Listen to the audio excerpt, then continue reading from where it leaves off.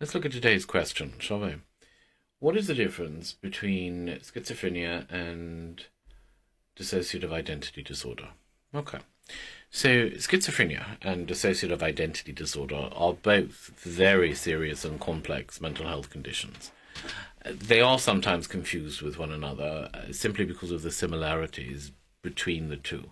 When I say similarities, I mean both suffer from experiences and mental conceptions that are very far removed from reality. The two conditions they do have many overlapping symptoms as well, so that contributes to the confusion.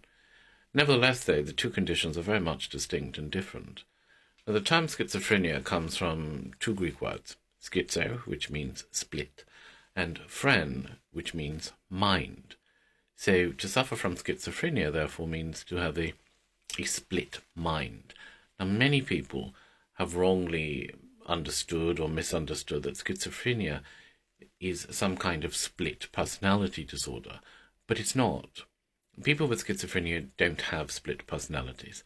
They simply hold distorted ideas about themselves and about the world around them and have lost touch with reality. It clouds their ability to act and think clearly, essentially. The brain tends to communicate false messages, and they experience seeing and feeling things that aren't real. And this results in, a combination of hallucinations, delusions, and disordered thinking, which consequently makes distinguishing between what is real and what is not incredibly difficult for the sufferer.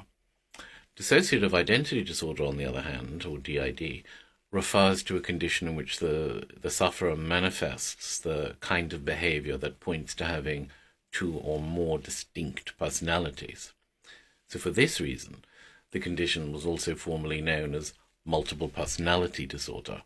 Now, these separate identities that are all expressed in one person are called alters. And they don't just manifest as different moods or traits either. With DID, there are fragmented personalities which temporarily, yet completely, take control of the host's identity. Now, these alters are often triggered by certain stressors, and even have their own memories, their own moods, and their own vocabulary. So, for example, if one alter is fronting is what we call an alter being in charge of the host body at the time. The other alters, even the host, may have no memory of what happened during that time frame.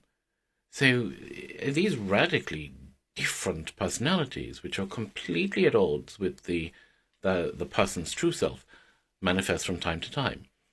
Even while sufferers passively maintain something of their host personality, alters will have different names, they will have different backstories, they will be of different ages, and they may even have different genders and different accents to the host.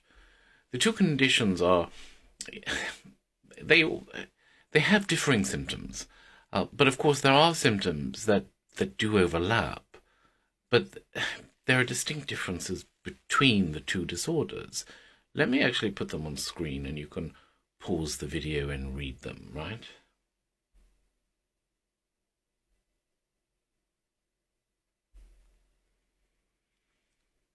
Now, a number of antipsychotic drugs do exist, and they have been widely accepted as conventional treatments for schizophrenia, but there are no medications prescribed to treat dissociative identity disorder.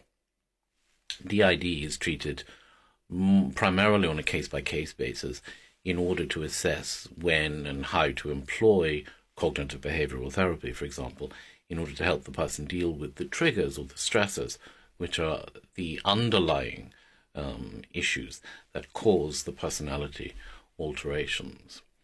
So there you go. Two hugely misunderstood disorders, always mistaken for one another, and generally people who do, if you don't know somebody with DID or schizophrenia, or you don't have a lot of knowledge on it, you can get it very wrong.